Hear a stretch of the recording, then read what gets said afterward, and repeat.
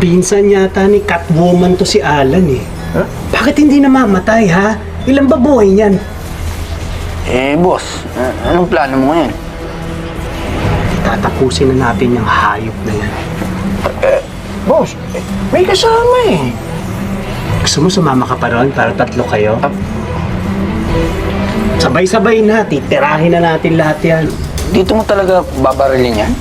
Hindi, sa bunganga mo. Saan mo gusto?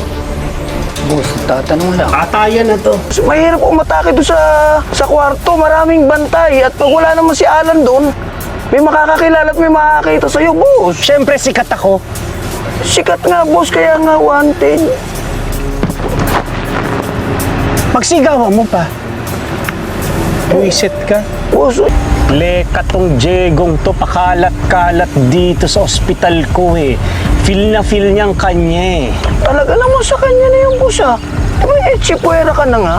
Paluloko kaya sa yung ospital namin? Akin yan. Bobo ka. Swerte-swerte niya. Nalahian siya ng kapogian ko. Hindi nga lang good looks ko, pati pera ko kinuha pa eh. Boss, Anak, di ba tinuguan na dugot laman mo yan? pinsan ko nga, tatay ko, pinatay ko. Anak ko pa kaya. Kaya mag-ingat-ingat kayo.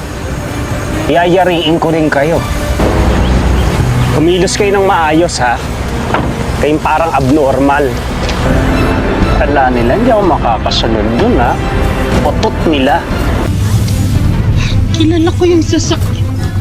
Ay, anak ka ng tatay mong pogi ka. Sasakyan ko yun eh. Hayop kang Diego ka, pati sasakyan ko binuhaya mo.